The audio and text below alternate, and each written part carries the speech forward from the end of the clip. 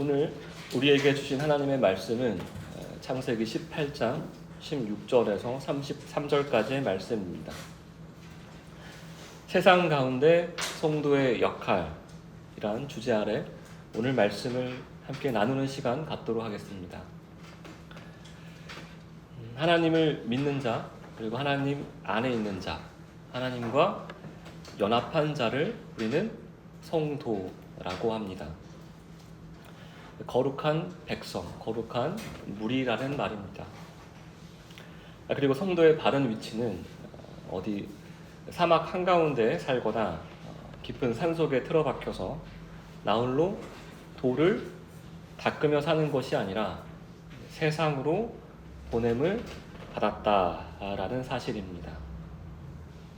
이 세상이라는 말이 꼭 도심지를 뜻하는 말은 아닙니다. 빛이 절대적으로 필요한 어둠의 공간, 흑암으로 가득 찬 곳을 성경에서는 세상이라고 말합니다. 요한복음 20장 21절 말씀이 증거하듯이 성부 하나님께서 성자 하나님을 이 땅에 보내시고 또 성자 하나님께서 동일한 곳으로 모든 성도들을 보내셨습니다. 그러니 마땅히 우리가 있어야 할 곳이 어디겠습니까? 그곳은 바로 이 세상입니다.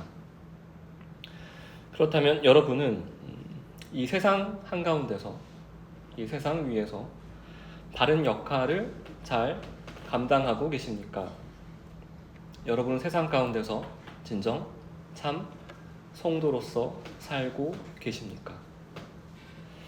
우리가 계속해서 살펴보고 있는 창세기는 하나님께서 주권적으로 아브라함 한 명을 부르셔서 그가 할례를 받기까지 아브라함 한 개인을 중점적으로 다듬어 가시며 목양하셨습니다.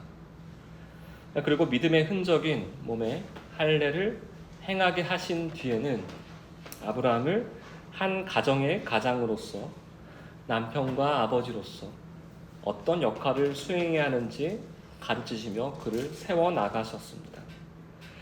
가장의 역할이 무엇이었습니까? 하나님의 뜻대로, 하나님의 계획대로 살 수 있도록 아내와 그의 자녀들을 목양하는 일이었습니다.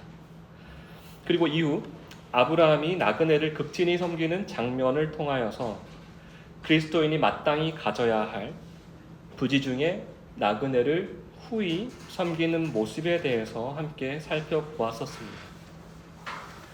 이는 하나님을 주인으로 모시는 하나님의 종이자 이 땅의 청지기가 되어야만 행할 수 있는 일이었습니다.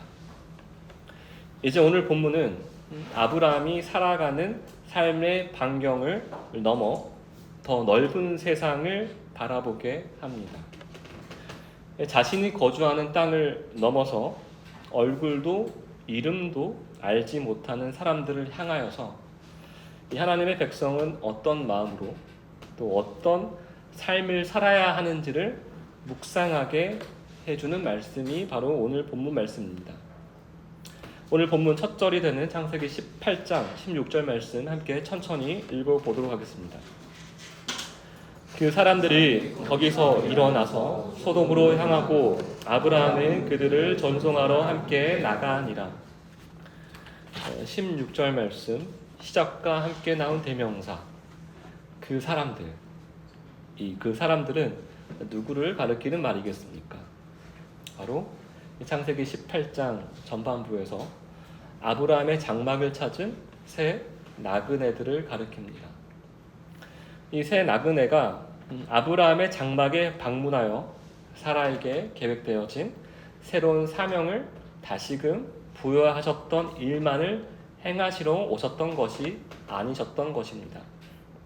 그 사람들 곧 세 나그네는 이 땅을 찾아오신 일을 본격적으로 행하시기 위하여서 아브라함의 장막에서 일어나셔서 그리고 소돔으로 향합니다.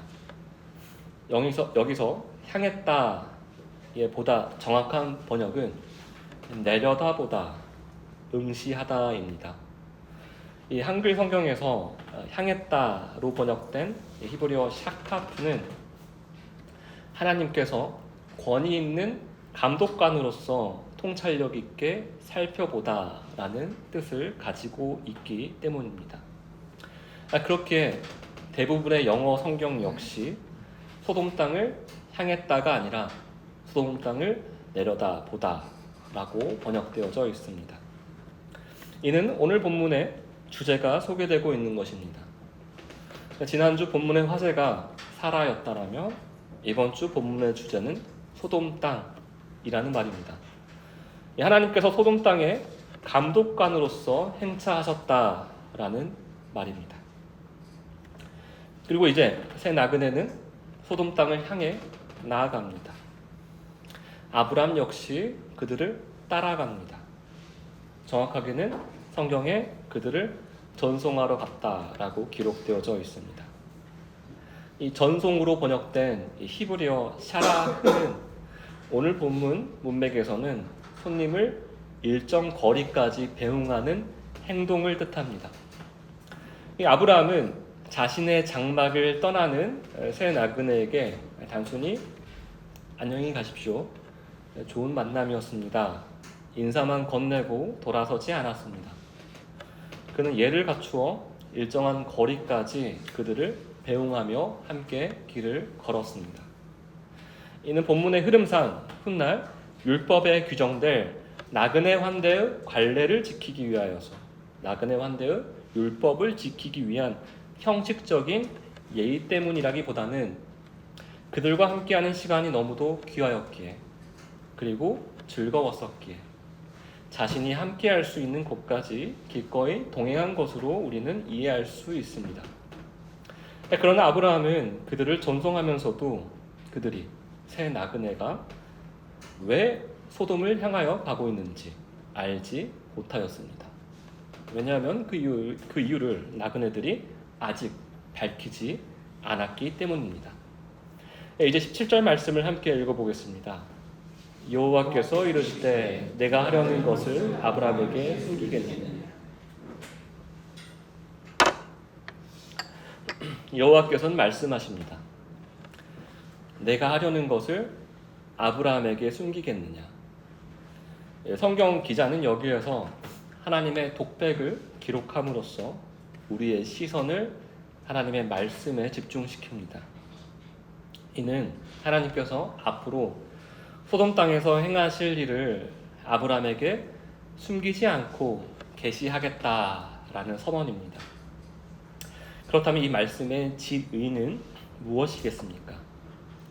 무엇보다도 하나님의 피조물인 우리 인간은 하나님께서 친히 밝히시지 않으시면 그 누구도 하나님의 계획과 목적을 알 수 없다라는 사실을 말합니다.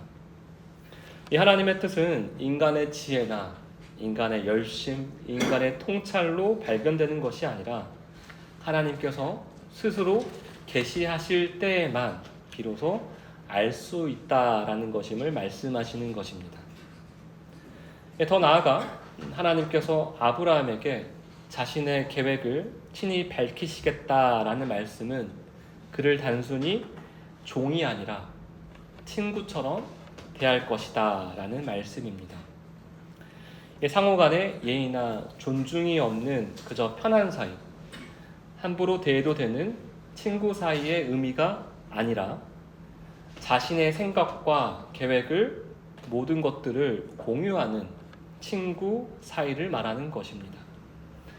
이 하나님께서는 아브라함을 친구와 같은 가까운 관계로 대할 것이다 라고 말씀하셨습니다. 그렇다면 그 이유가 무엇이겠습니까? 창세기 18장 1절부터 16절까지 아브라함이 종으로서 나그네로 오신 하나님께 행했던 극진한 섬김에 대한 보상 같은 것이었을까요? 이 아브라함과 식사 교제를 하면서 하나님께서 아브라함과 같이 좀 말 좀 섞고 섞으면서 같이 지내다 보니까 말이 좀 통하는 것 같아서 하나님만이 알고 계신 비밀스러운 계획까지 알려주시겠다라는 말씀이신 것일까요?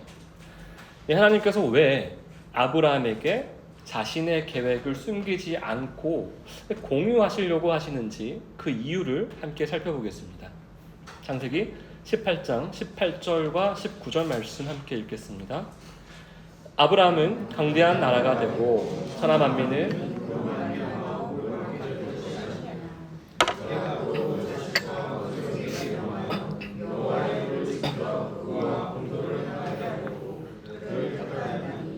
이는 나 여호와가 아브라함에게 대하여 말한 일을 이루려 함이니라. 하나님께서 말씀하신 바는 다음과 같습니다.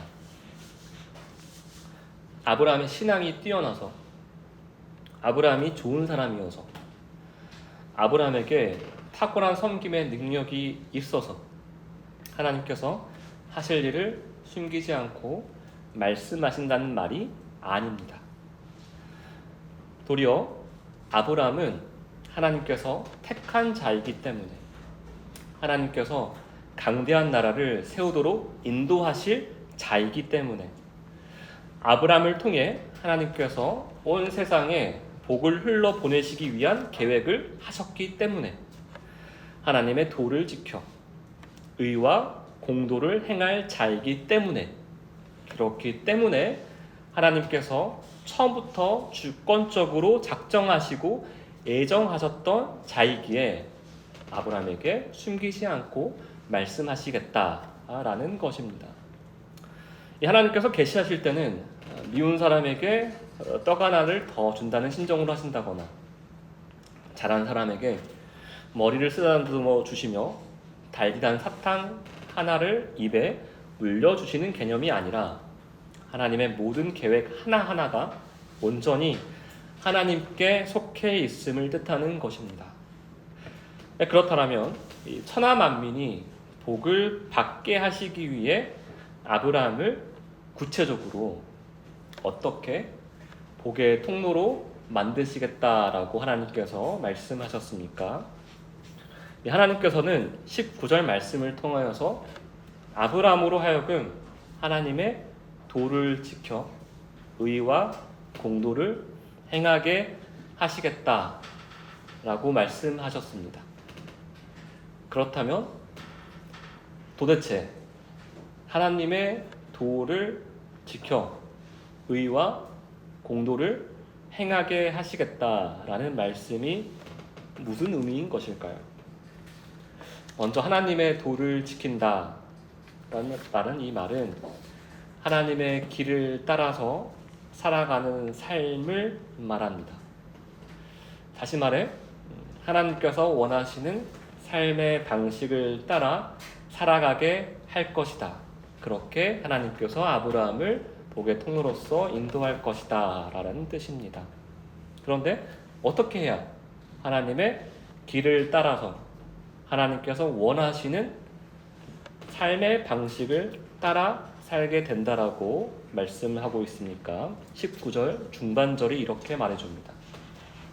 의와 공도를 행함으로 인해 라고 기록되어져 있습니다. 그렇다면 의와 공도는 무슨 뜻인 것입니까? 의와 공도에서 먼저 의를 살펴보겠습니다. 의는 히브리어 체다카라는 말인데 하나님과 올바른 관계 안에서 누리게 되는 하나님의 속성인 의를 일컫습니다. 체다카는 인격뿐만 아니라 행위를 함께 어우르는 단어이기에 의를 행하라 라는 이 말씀은 하나님 앞에서 하나님 기준에 맞는 하나님의 뜻에 맞는 전인격적인 올바른 삶을 살라라는 말입니다. 이는 올바른 마음, 올바른 인격, 올바른 행동 등의 복합적인 의미가 모두 포함되어 있는 단어입니다. 그리고 의와 공도에서 두 번째 단어 공도는 히브리어 미시파트를 사용하였는데요. 이 미시파트는 심판, 정의, 법령, 법적 권리를 포괄하는 법적 용어입니다.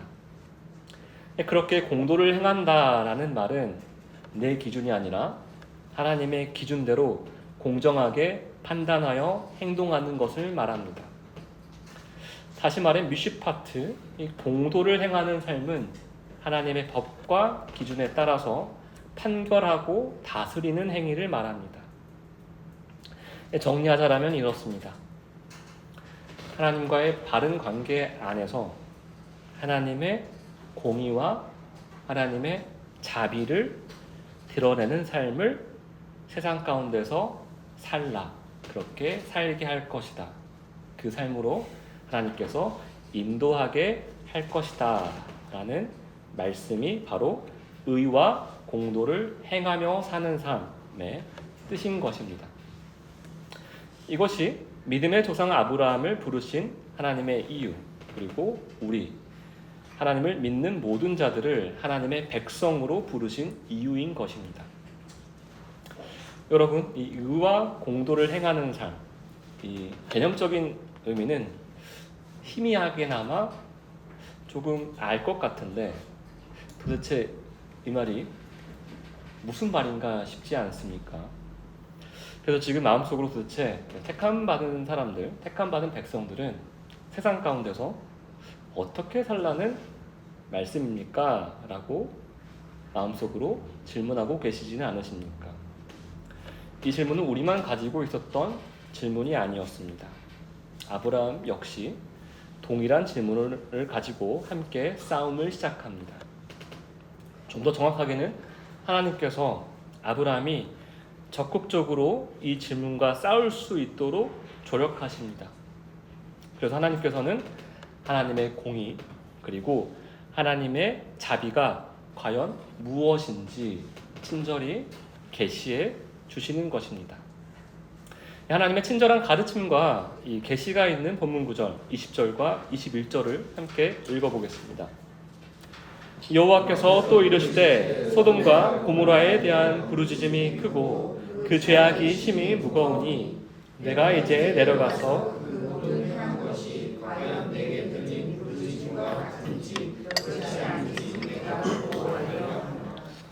아멘.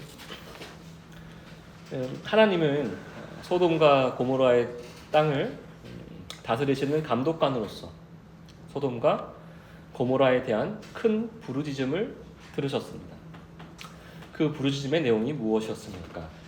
소돔과 고모라의 죄악이 심히 무겁다라는 내용이었습니다. 하나님께서 소돔과 고모라에 대한 이 부르짖음을 듣고 어떻게 행하십니까? 하나님께서 친히 소돔과 고모라 땅으로 내려가십니다. 그 이유가 무엇이겠습니까? 그 부르짖음의 내용이 정말 그러한지 아닌지 직접 확인하기 위해서입니다. 아니, 전능하신 하나님께서 굳이 내려가셔서 확인하신다는 그 진의는 무엇이겠습니까? 하나님께서 무지하셔서 그렇습니까? 아니면 하나님의 확실치 않는 지식을 좀 보완하기 위해서 확인해 보시겠다라는 말씀이겠습니까? 이는 하나님께서 공의로운 심판자이심을 친히 드러내시기 위하여서 심판의 절차를 보이시는 것입니다. 소문을 듣는 일뿐만 아니라 그 증거를 확인하고 그 사실을 확실히 조사한 뒤 판결하십니다. 무엇보다도 이 부르짖음의 원인이 되는 죄인들로 하여금 그들이 부지 중에 행하는 죄들에 대해 변명할 여지를 완전히 없애시는 것입니다. 입이 10개라도 할 말이 없게 만드시는 것입니다. 그렇다면 하나님께서는 죄인들로 하여금 변명할 여지를 어떻게 없애시는 것일까요? 그 증거가 무엇이겠습니까? 사실 우리가 앞서 창세기 18장에서 이미 살펴본 바 있습니다. 바로 아브라함의 집을 방문하셨던 나그네들의 방문이었습니다. 부지 중 나그네들을 어떻게 대하는지, 그것이 심판을 당할 때 감히 변명할 수 없는 명확한 이유가 됨을 말씀하시는 것입니다. 아브라함의 집을 나와서 이 세 나그네, 하나님께서는 이제 소돔과 고모라 땅을 가십니다. 하나님께서 마치 그 땅의 각 가정을 찾아가 보시는 것처럼 그들의 삶 가운데 들어가셔서 이제 그들이 어떻게 나그네들을 대하는지 살펴 확인하시는 것입니다. 더 정확하게는 나그네들의 방문을 통하여서 그들의 가증한 마음, 더러운 악의 진면모를 밝히 드러내 보이시는 것입니다. 그리고 심판받아 마땅한 심판의 당위성을 확증시켜 주시는 것입니다. 계속해서 본문 말씀 함께 살펴보겠습니다. 22절 그리고 23절 말씀입니다. 함께 읽겠습니다. 그 사람들이 거기서 떠나 소돔으로 향하여 가고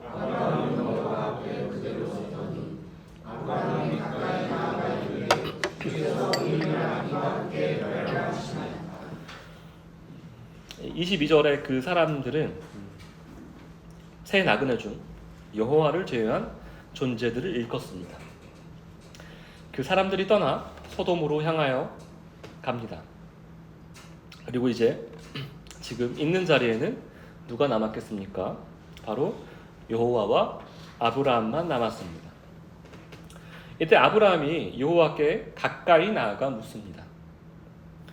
주님께서 의인을 악인과 함께 멸하려 하시나이까? 여러분, 아브라함은 하나님의 계획에 동의하고 있는 것입니까? 아니면 동의하고 있지 않은 것입니까?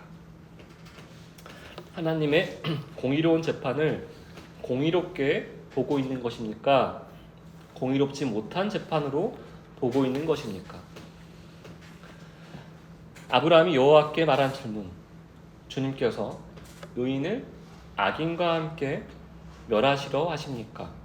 누가 봐도 하나님의 계획을 이해할 수 없는 자의 질문입니다.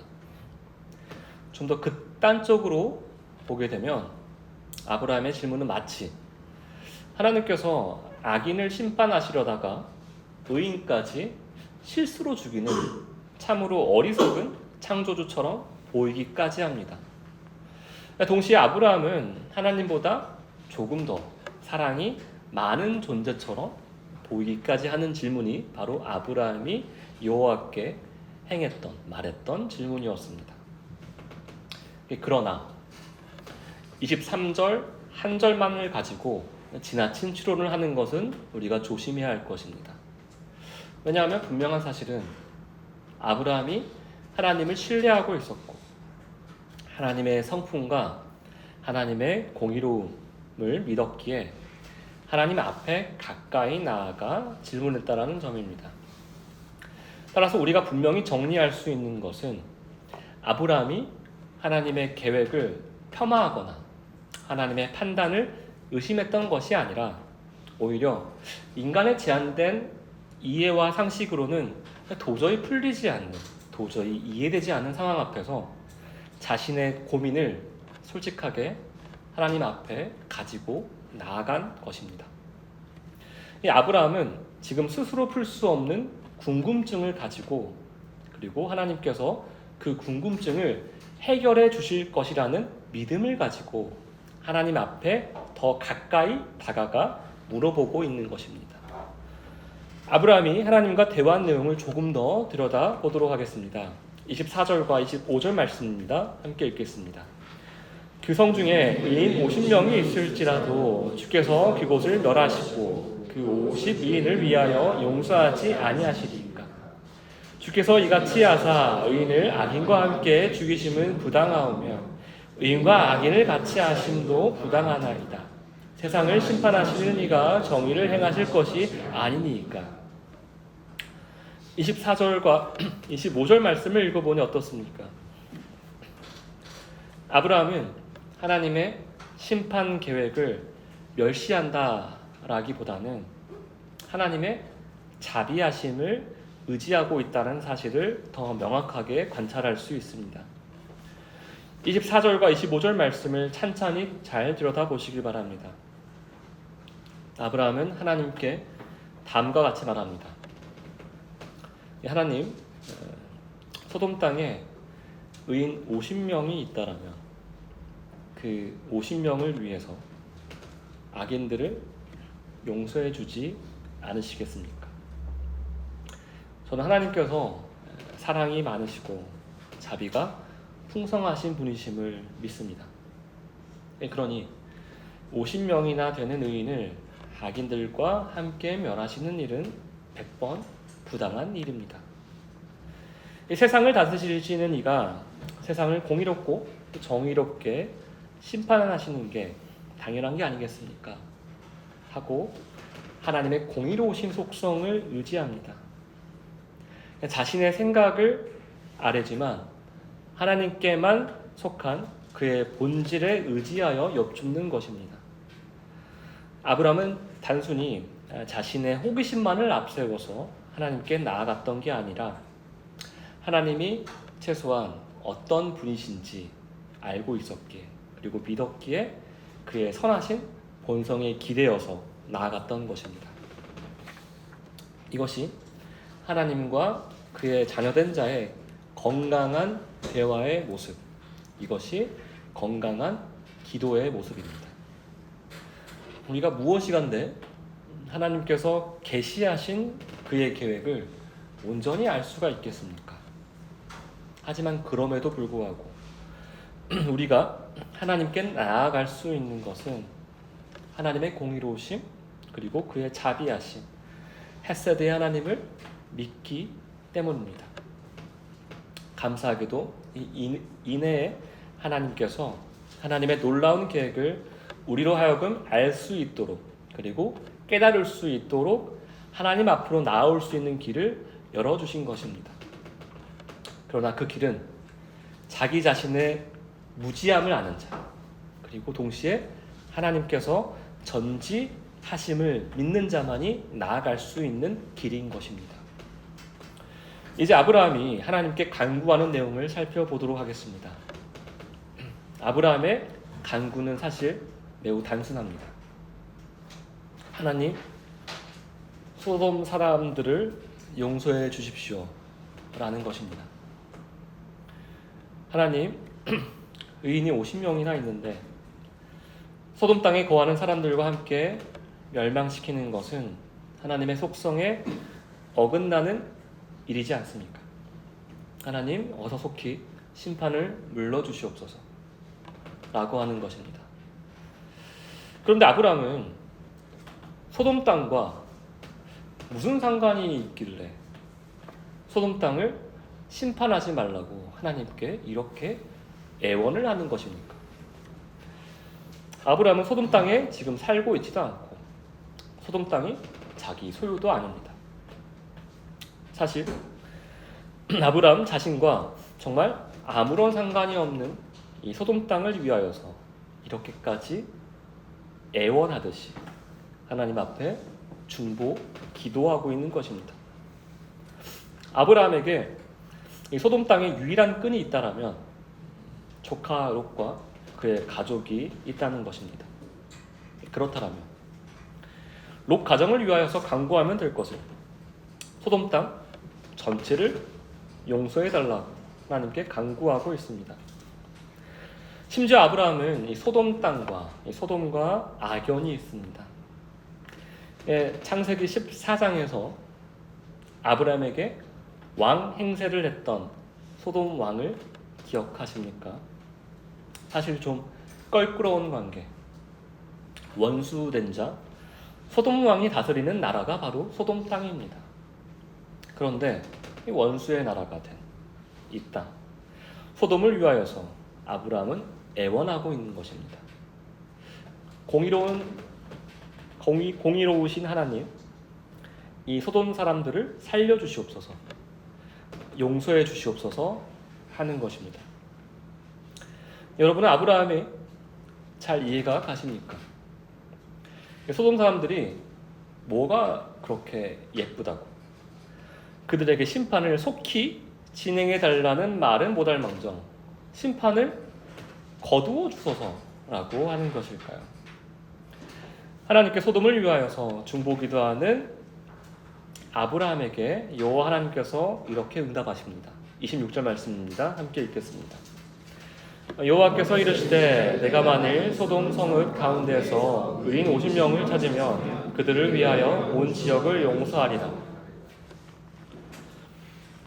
여호와 하나님께서는 아브라함의 제안을 흔쾌히 수락하십니다.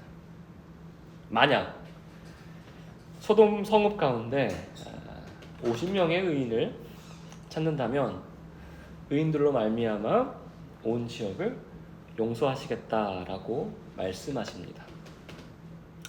의인들만 살리시는 게 아니라 의인이 거주하는 그 땅, 온 지역을 용서하시겠다 하시는 것입니다.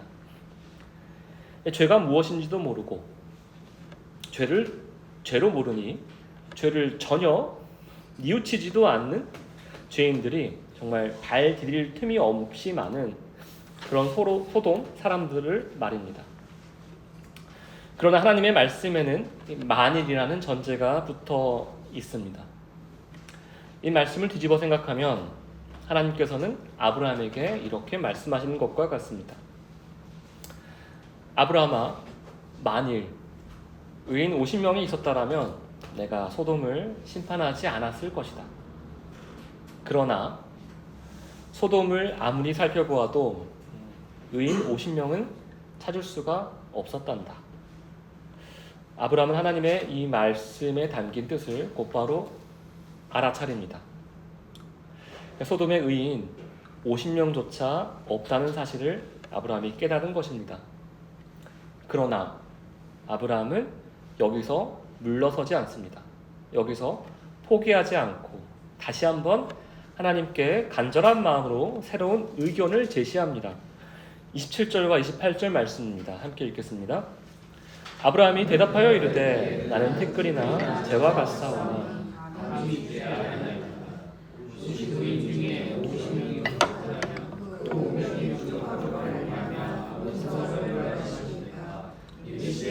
거기서 45명을 찾으면 멸하지 아니하리라. 27절 말씀에서 아브라함은 자신을 철저히 낮추며 다시 한번 하나님께 간구합니다. 그런 자신을 티끌과 재에 비유합니다. 나는 티끌이나 재와 같은 존재에 불과하지만 감히 주께 아뢰니다. 이 말은 단순히 겸손함을 표현한 것이 아닙니다. 흙으로 지음받고 결국 흙으로 돌아가는 인간, 죽음 앞에서 아무것도 아닌 존재인 자신을 하나님 앞에 고백하는 것입니다. 마치 매장된 시신이 썩어 흙이 되고 불에 태워진 뒤 남은 재처럼 인간은 하나님 앞에서 스스로 내세울 것이 아무것도 없는 존재라는 사실을 인정하는 것입니다. 그러나 아브라함은 자신이 티끌과 재에 불과하다는 고백을 하면서도 참된 주권자이신 하나님 앞에 다시금 나아갑니다. 자신의 자격을 보고 나아간 것이 아니라 하나님의 긍휼하심을 의지하여서 간구하고 나아간 것입니다. 이제 아브라함은 처음 제안했던 50명의 의인이라는 숫자에서 5명을 줄입니다. 하나님, 50명의 의인이 없습니까? 그렇다라고 의인이 5명 부족하다는 이유로 온 성읍을 멸하시는 것은 너무한 처사가 아닙니까? 만약 45명의 의인이 있다라면 하나님의 크신 자비로 소돔 도시를 용서해 주실 수 있지 않으십니까? 아브라함은 지금 하나님의 공의를 의심하는 것이 아니라 하나님의 긍휼하심을 다시금 붙잡고 다시 한번 간청하고 있는 것입니다. 29절 말씀 읽겠습니다. 아브라함이 또 아뢰어 이르되 거기서 40명을 찾으시면 어찌하려 하시나이까? 이르시되 40명으로 말미암아 멸하지 아니하리라. 아브라함은 의인이 45명도 없다라는 사실을 알게 되었습니다. 29절에서 아브라함은 이제 45명에서 40명으로 줄여봅니다. 이제 30절 말씀을 함께 읽겠습니다. 아브라함이 이르되 내 주여 노하지 마시옵고 말씀하게 하옵소서. 거기서 30명을 찾으시면 어찌하려 하시나이까? 이르시되 내가 거기서 30명을 찾으면 그리하지 아니하리라. 아브라함은 이제 의인이 40명도 없다라는 사실을 알게 되었습니다. 30절에서 아브라함은 의인의 수를 40명에서 30명으로 줄여봅니다. 31절 말씀 이제 함께 읽겠습니다. 아브라함이 또 이르되 내가 감히 내 주께 아뢰나이다. 거기서 20명을 찾으시면 어찌하려 하시나이까. 이르시되 내가 20명으로 말미암아 그리하지 아니하리라. 이제 31절 말씀에서는 의인의 수를 30명에서 20명으로 하나님께 아뢰입니다. 이제 32절 말씀 함께 읽겠습니다. 아브라함이 또 이르되 주는 노하지 마옵소서. 내가 이것만 더 아뢰리이다. 거기서 10명을 찾으시면 어찌하려 하시나이까. 이르시되 내가 10명으로 말미암아 멸하지 아니하리라. 이제 32절에서는 20명에서 10명으로 줄여보았습니다. 마지막 33절 말씀 함께 읽겠습니다. 여호와께서 아브라함과 말씀을 마치시고 가시니 아브라함도 자기 곳으로 돌아갔더라. 50명에서 출발을 하여서 45명, 40명, 30명, 20명, 10명, 그리고 끝으로 아브라함은 자기 곳으로 돌아갔다라고 성경에 기록되어져 있습니다.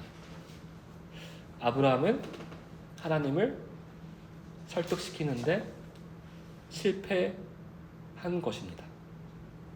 사실 좀 더 정확하게 말씀드리자면 하나님께서 아브라함을 설득시킨 것입니다. 하나님에게 아브라함이 설득을 당한 것입니다. 하나님께서 아브라함이 제풀에 지치게 하신 게 아니라 하나님의 계획, 특별히 하나님의 공의로우신, 하나님의 자비로우신 마음, 그것들을 아브라함으로 하여금 더 선명히, 더 온전히 깨닫게 하신 것입니다. 이 33절 상반절을 보시면 아시겠지만 하나님께서는 아브라함과의 대화를 마치시고 떠나십니다. 성경은 반복되는 하나님의 응답을 사실 성경 끝부분에 이렇게 기록을 해 놓았었습니다. 제가 다시 한번 읽어보겠습니다. 아브라함아, 내가 45명의 의인을 찾는다라면 그 인들로 말미암아 온 지역을 용서하겠다. 아브라함아, 내가 40명의 의인을 찾는다라면 그 인들로 말미암아 온 지역을 용서하겠다. 내가 30명을 찾으면, 내가 20명을 찾으면, 내가 10명을 찾으면 그들을 위하여 온 지역을 용서하겠다. 하나님은 아브라함의 처절한 간구가 끝나는 순간까지 단 한 번도 그의 제안을 거절하지 않으셨습니다.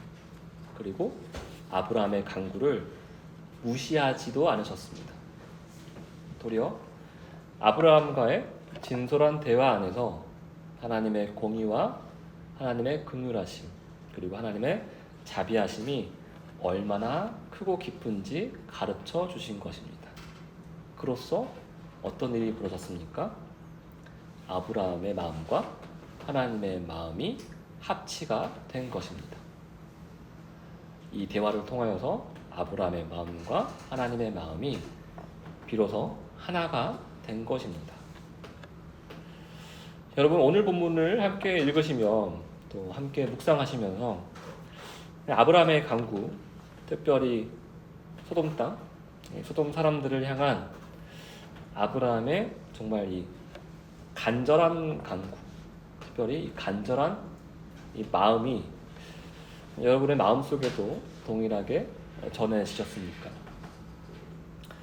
그는 정말 아브라함은 정말 어떻게든 소돔 사람들의 심판을 막고자 하였습니다. 그들을 향한 긍휼한 마음이 넘치고 넘쳤었습니다. 마치 그들을 향한 하나님의 마음처럼 말입니다. 그런데 여러분은 아브라함의 간구, 그 아브라함의 소돔 사람들을 향한 이 행동, 그의 마음이 잘 이해가 되십니까? 저는 오늘 본문을 준비하는 내내 이 질문과 함께 씨름을 하였습니다. 아브라함은 도대체 어떻게 원수와 같은, 얼굴도 이름도 모르는, 자신과 아무 상관이 없는 소돔 사람들을 이렇게까지 사랑할 수가 있었을까? 여러분은 마음으로 미워했던 사람, 미워하는 사람, 원수와 같은 자들이 없으셨습니까? 그게 과거의 사람이든 그리고 지금 현재의 사람이든 말입니다. 그렇다면 여러분은 그 원수와 같은 자들이 구원의 기회를 단 한 번이라도 더 얻기를 바라십니까? 아니면 반대로 하루빨리 그들이 하나님의 심판대에 섬으로써 하나님의 심판을 오히려 빨리 받기를 바라십니까? 아브라함은 소돔 땅의 사람들, 다시 말해 이 죄악 가운데 살아가는 사람들을 볼 때 어떤 생각이 들었던 것일까요? 어떤 존재가 연상이 되었던 것일까요? 티끌과 재와 같은 자들, 죽어 마땅한 자들, 심판받아 마땅한 자들이라는 생각이 아브라함도 들었을 것입니다. 그런데 이 티끌과 같은 자, 재와 같은 자, 바로 그 존재가 아브라함 가까이에 누가 있었겠습니까? 바로 아브라함 자기 자신이었습니다. 그러니까 죄인들을 바라볼 때마다 하나님을 만나지 못했던, 하나님을 알지 못했던, 하나님과 동행하지 않았던 지난 과거 자신의 모습이 떠올랐을 것입니다. 아무런 소망과 아무런 희망이 없던 그런 존재. 본성이 그랬기에 또 까막눈이었기에 자기 자신이 어떤 존재인지조차 어떤 일을 행하고 있는지조차 모르는 그 무지한 존재 말입니다. 하지만 아브라함은 하나님의 강권적인 부르심으로 하나님의 은혜에 힘입어서 구원의 은혜를 선물처럼 누리게 되었습니다. 자연스레 하나님의 누구신지, 하나님의 속성과 본성을 하나님과의 교제가 깊어지면 깊어질수록 더 선명히 알게 되었습니다.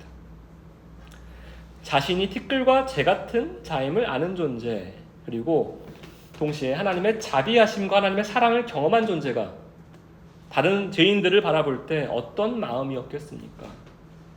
하나님, 저 죄인들도 저와 같은 자들이지 않습니까? 하나님, 저들도 하나님께서 저를 만나 주셨듯이 만나 주시옵소서. 저들은 하나님을 아직 모릅니다. 하나님의 은혜를 볼 수 있는 기회를 제발 한 번 더 주시옵소서 하지 않았겠습니까? 어떻게든 참 의인이신 유일한 의인 되시는 하나님의 인애와 자비에 의지할 수밖에 없지 않았겠습니까? 이웃을 불쌍히 여기는 것을 우리는 연민이라는 단어를 써서 연민이라 합니다. 하지만 크리스천은 연민을 넘어서 이웃을 긍휼히 여기는 자입니다. 이 긍휼은 실제로 돕는 사랑을 의미하는 단어입니다. 그런데 우리가 이 죄악에 빠진 이웃을 어떻게 섬기며 어떻게 사랑할 수가 있겠습니까? 어떻게 그들이 구원에 이르게 할 수 있겠습니까? 감히 티끌과 재와 같은 자들이 말입니다. 이웃을 사랑하는 일은 우리가 할 수 있는 일이 아닙니다.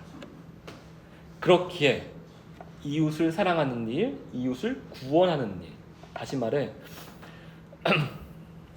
이웃을 섬기는 일은 유일한 일을 행할 수 있는 유일한 하나님께 그 일을 간청하며 간구하는 것밖에 없는 것입니다. 우리는 이를 하나님께 중보한다라고 말합니다. 유일한 중보자 예수 그리스도 안에서 하나님의 은혜를 구하는 것입니다. 이것이 하나님께서 하나님을 믿는 자가 행하는 이웃사랑의 전부라고 성경 전체에서 일관되게 신실하게 기록되고 말씀하시는 것입니다. 여러분, 우리는 길을 잃는 사람들을 볼 때면 어떻습니까? 길을 찾아주고 싶고, 아픈 사람들을 보면 건강하길 바라는 마음이 생김을 우리는 다 경험하고 있지 않습니까? 그리고 경제적으로 어려운 자들을 볼 때는 어떻습니까? 물질로 섬기고 싶은 마음이 듭니다. 왜 그렇습니까? 길을 잃었을 때의 막막함을 적어도 우리는 알고 있기 때문입니다. 질병으로 고통받았을 때 삶이 얼마나 무겁고 힘겨운지를 우리는 최소한 보고 듣고 알기 때문입니다.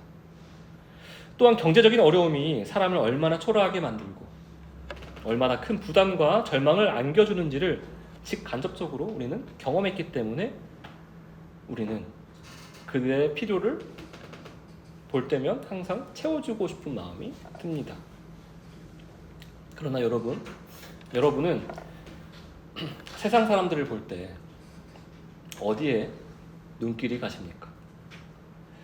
오늘 본문에서 아브라함의 시선은 특별히 사람들의 영혼에 머물러 있었습니다.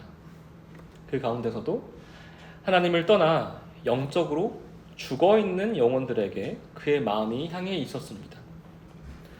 아브라함의 눈에는 소돔의 화려함이나 소돔의 번영이 보이지 않았습니다. 그의 눈에는 무엇이 보였던 것입니까?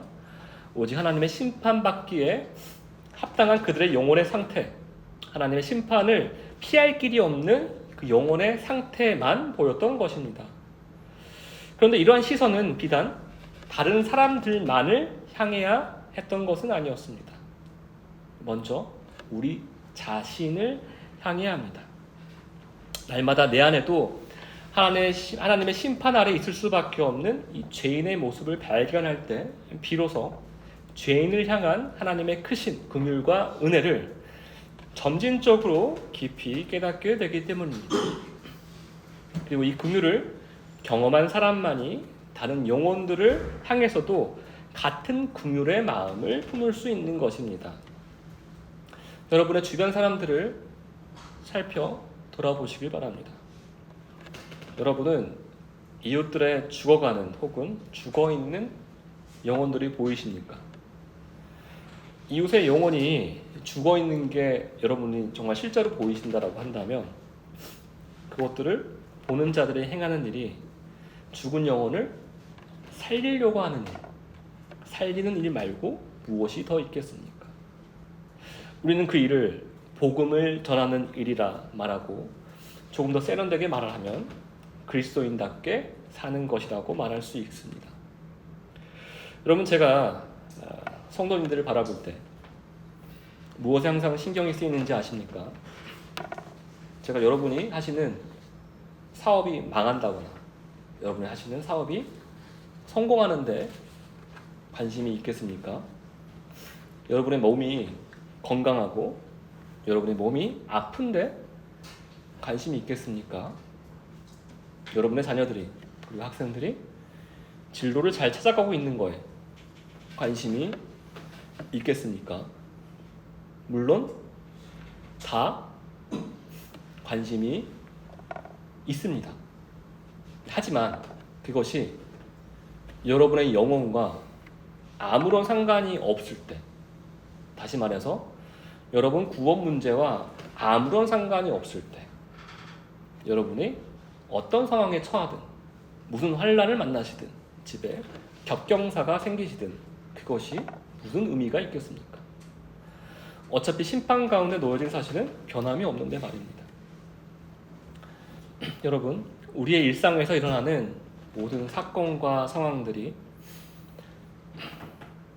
사람들의 영혼 문제와 아무런 상관이 없다라면, 아무런 상관없는 일처럼 여겨진다라면 그것만큼 안타까운 일은 이 세상에 없을 것입니다. 하나님의 은혜로 우리 공동체가 우리 자신의 죽은 영혼부터 먼저 살펴볼 수 있는 눈을 갖기를 진심으로 바랍니다. 오늘 본문의 아브라함처럼 하나님의 심판받을 영혼들의 중보자 역할을 할 수 있는 우리가 되기를 진정으로 바랍니다. 또한 하나님께서 얼마나 한 명 한 명의 영혼을 아끼시고 돌보시고 기다리시는지를 더 분명히 알게 되기를 바랍니다. 또한 하나님과 친구처럼 모든 속 이야기를 이야기할 수 있는, 대화할 수 있는, 기도할 수 있는 그런 관계가 되기를 진정으로 바랍니다. 우리 자신을 넘어서 이웃을 향한 하나님의 마음을 알기를 원합니다. 그로 인하여서 오늘날 내가 우리 자신이 어떤 일을 행해야 하는지 더 명확히 아는, 그리고 그 뜻에 기쁨으로 순종하는 기적과 같은 은혜가 우리 삶에 깊이 새겨지길 진정으로 바랍니다. 기도하겠습니다.